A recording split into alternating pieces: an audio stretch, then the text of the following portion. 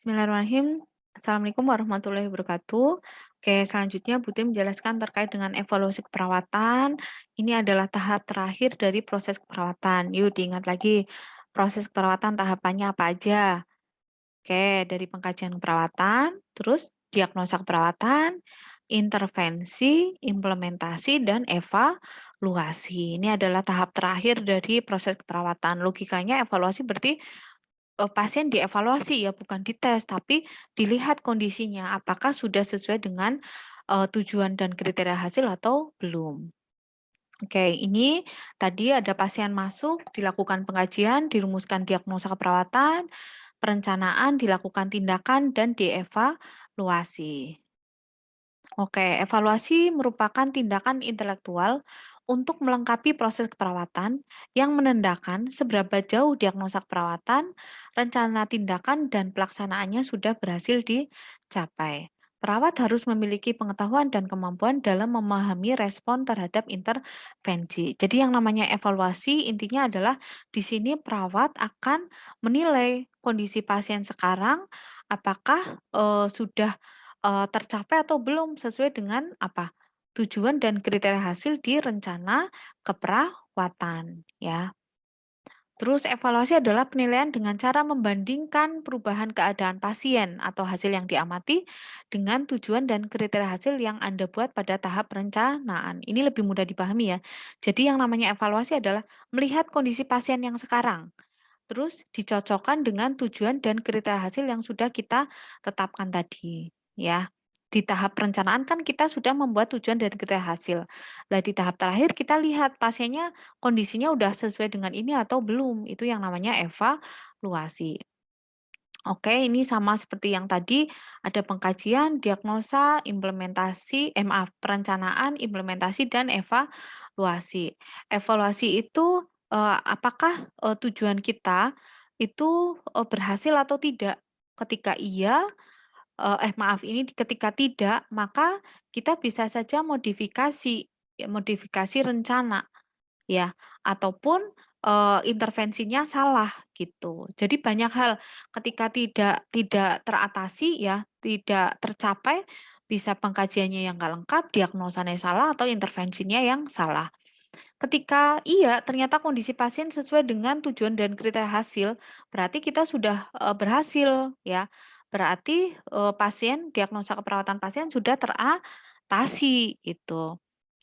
Terus, kita identifikasi yang menyebabkan kegagalan apa, yang menyebabkan keberhasilan apa, dan bisa untuk, perencanaan di tahap selanjutnya dengan adanya evaluasi ini ya.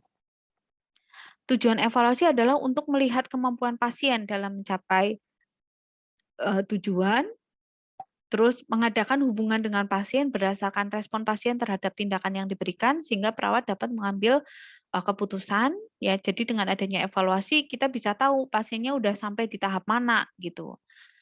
Terus jadi kita bisa saja mengakhiri rencana keperawatan, bisa juga memodifikasi rencana keperawatan, bisa juga meneruskan rencana keperawatan. Ketika apa? Mengakhiri ya ketika kondisi pasien saat ini sudah sesuai dengan tujuan dan kriteria hasil. Kan berarti tercapai.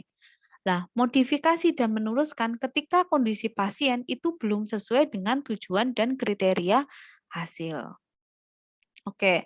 Kriteria evaluasi, ada 2, kriteria proses dan kriteria, keberhasilan. Kriteria proses berarti proses ya, menilai jalannya pelaksanaan proses perawatan, apakah sudah sesuai dengan, situasi, kondisi, dan kebutuhan pasien. Kriteria keberhasilan, menilai hasil askep yang telah diperlihatkan dengan melihat perubahan tingkah laku pasien. Ya berhasil atau enggaknya tadi tetap dilihat apakah sudah sesuai dengan tujuan dan kriteria hasil. Oke, pengukuran pencapaian tujuan pasien kita lihat 4 ini. Kognitif pengetahuan ini juga sudah pernah ya di perencanaan. Kognitif adalah pengetahuan, afektif adalah perencanaan, psikomotor skillnya perubahan fungsi tubuh. Jadi artinya saya melihat sekarang kondisi pasien, kemarin saya pengen merawat pasien agar pasien tahu tentang DM. Ya sekarang saya tinggal kaji aja kognitif pasien. Pasien udah tahu belum tentang penyakit DM. Afektif, saya dulu pengen merawat pasien agar pasien nggak sedih. Ya sekarang saya dilihat afektif pasien, pasien sedih apa enggak. Saya dulu ingin merawat pasien agar pasien bisa injeksi insulin sendiri di rumah. Ya sekarang dilihat, pasien udah bisa injeksi insulin atau belum. Ya, saya dulu ingin merawat pasien agar suhunya jadi normal. Ya sekarang dicek suhunya normal atau belum. Gitu ya. Oke, kognitif tadi pengetahuan, lingkup evaluasi, pengetahuan pasien tentang penyakitnya, tentang gejalanya, tentang komplikasinya, bisa dengan wawancara, responsi, atau bisa dengan tes tertulis. Pasien suruh ngisi di lembaran kertas ya, kaitannya dengan pengetahuan pasien. Afektif terkait dengan status emosional pasien, penilaian subjektif, misalnya kaitannya dengan cemas, kaitannya dengan kesedihan pasien, ya kaitannya dengan pasien mau komunikasi atau tidak. Psikomotor, observasi langsung terhadap perilaku pasien, misalnya tadi tentang injeksi ya, pasien bisa nggak sih memegang jarum dengan benar, jarumnya steril, bisa nggak sih dia menyuntikkan insulinnya dengan betul. Terus perubahan fungsi tubuh dan gejala, kita cek observasi atau pemeriksaan fisik terhadap status kesehatan pasien ya. Misalnya kemarin saya ingin merawat pasien agar suara nafasnya normal. Ya berarti sekarang saya akan melakukan pengecekan pada suara nafas pasien.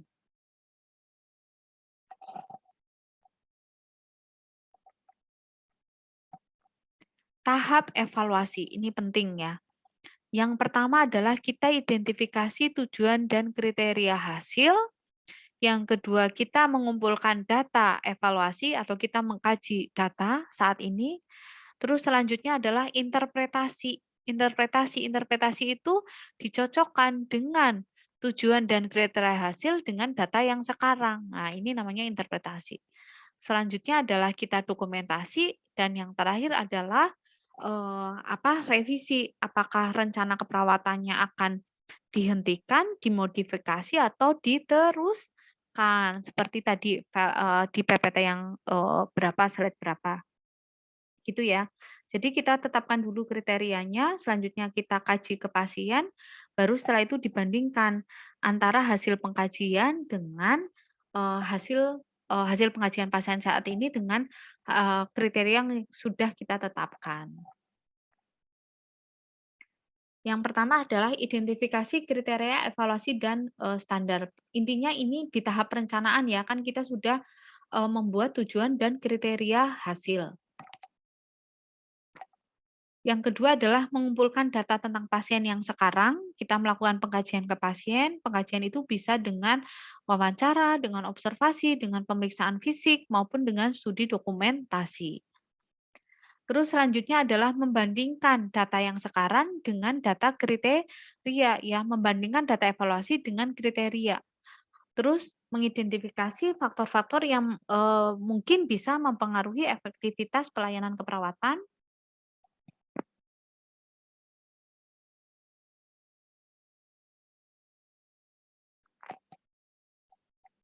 Selanjutnya adalah menyimpulkan hasil perbandingan tadi, membuat kesimpulan ya terhadap setiap diagnosa yang sudah dilakukan intervensi. Selanjutnya didokumentasi, dituliskan hasilnya bagaimana tadi, apakah masalah selesai, apa teratasi sebagian atau belum selesai ya, masalahnya tadi belum teratasi. Nah, untuk evaluasi ini ada kriteria evaluasi ya, mau SWOT, mau Sapier sama aja. S itu data subjektif, O data objektif, A analisis, dan P adalah planning. Data subjektif itu berarti data yang dikatakan oleh pasien ya. Data objektif itu hasil pengukuran kita, observasi, pemeriksaan fisik. Analisis itu adalah interpretasi dari data subjektif dan objektif, apakah dicocokkan dengan tujuan dan kriteria hasil. Sudah sama semua apa belum DS dan DO-nya? Artinya sama, dulu pengen merawat pasien agar tidak sesak nafas. Nah, sekarang pasien sesak nafas atau enggak? Ketika semuanya sudah sama, berarti dianalisis, nanti ditulis masalah teratasi. Tapi kalau belum, hanya sebagian, ya berarti masalah teratasi sebagian. Mudeng ya? Jadi di analisis ini masalahnya teratasi atau teratasi sebagian. Planning berarti rencana tindak lanjut, mau ngapain gitu. Bisa melanjutkan intervensi, bisa dimodifikasi ataupun diganti seluruhnya.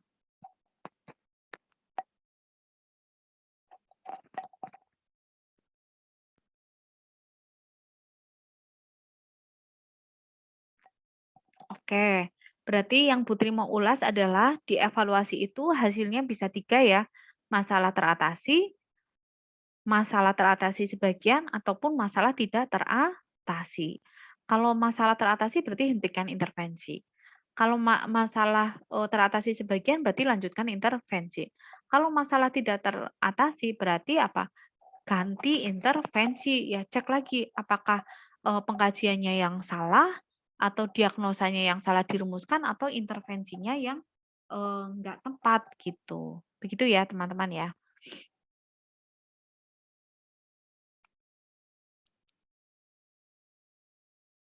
Ya, mungkin itu dari Putri, kalau ada pertanyaan silakan sampaikan di, forum gitu ya.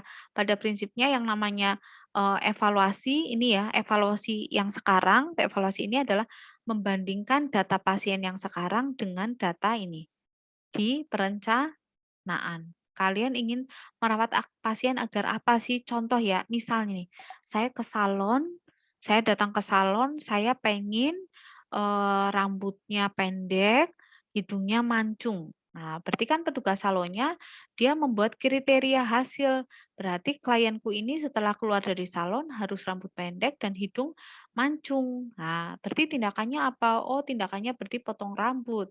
Yang kedua adalah misalnya, apa sih, hidungnya dipantengi terus misalnya sama petugas salonnya, misalnya itu tindakannya. Dievaluasi itu ketika pasien akan keluar dari salon, dicek apakah rambutnya sudah pendek, yang kedua apakah hidungnya sudah mancung. Nah, dicek kalau sama semuanya ini sesuai dengan data tujuan dan kriteria hasil berarti masalah teratasi, berarti hentikan intervensi. Tapi kalau ternyata rambutnya pendek tapi hidungnya mancung, nah berarti masalah teratasi sebagian. Tindakannya lanjutkan intervensi, terus tuh pantengin hidung misalnya. Terus dicek lagi yang ketiga, oh ternyata, pada saat pasien, responden tadi akan keluar dari salon, rambutnya ora pendek, malah keriting, ya kan. Terus yang kedua, hidungnya nggak mancung. Nah, ini ada yang salah nih, berarti ganti intervensi. Cek lagi pengkajian. Pengkajian itu ditanya lagi, "Ibu pengen rambut keriting atau potong rambut?" Nah, karena sekarang rambutnya keriting gitu ya. Berarti pengkajian ulang, siapa tahu tadi pengkajiannya nggak lengkap. Yang kedua adalah perumusan diagnosa yang, salah, seperti itu. Kalau di, kondisi, pasien tadi, ketika misalnya pasien datang dengan keluhan misalnya, diare ya, berarti kan otomatis diare itu BAB cair lebih dari, 3 kali sehari, ya. Nah, berarti kan pasien datang ke sini, kalian ingin merawat pasien agar BAB-nya 1 hari sekali, ya kan.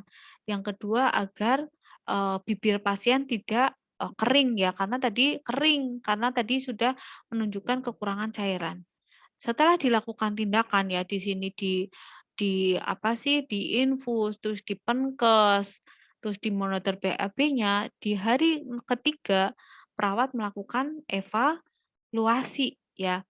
Melakukan evaluasi, dicek BAB-nya sehari udah berapa kali.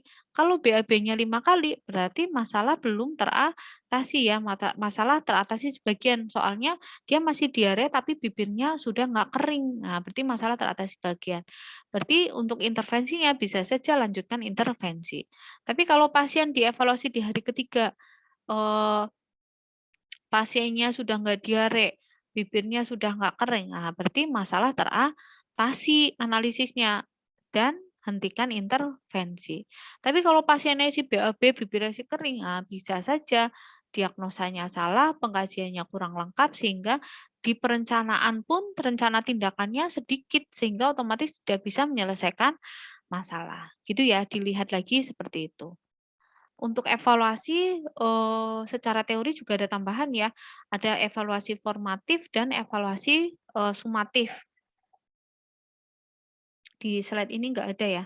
Jadi evaluasi, formatif itu evaluasi yang pada saat tindakan, misalnya habis diajari, batuk efektif, kita lihat dahaknya keluar atau apa enggak, itu evaluasi formatif. Tapi kalau evaluasi sumatif, itu setelah kan tadi di perencanaan kalian sudah membuat kalimat setelah dilakukan tindakan perawatan selama 3 kali 24 jam. Lah, berarti evaluasi sumatif dilihat adalah hari ketiga. Sudah teratasi atau belum masalah pasien. Jadi evaluasi formatif ibaratnya kayak kalian kuliah ya, UTS, UAS adalah evaluasi formatif atau responsi lisan dengan Putri itu adalah evaluasi formatif, evaluasi sumatif ketika UAS, ya, ataupun ketika UTS, UAS, maaf. Jadi evaluasi formatif adalah ketika responsi kuis-kuis itu adalah evaluasi formatif. Tapi yang namanya sumatif, itu adalah, ketika sedang UTS ataupun UAS, begitu ya. Oke, teman-teman itu saja dari Putri, kalau ada pertanyaan silakan sampaikan di, forum, takut forumnya misalnya belum terjawab berarti silakan, di Japri ya, Putri diingatkan, "Bu, ada pertanyaan di forum," gitu. Mungkin itu saja, semoga bermanfaat. Putri akhiri, wassalamualaikum warahmatullahi wabarakatuh.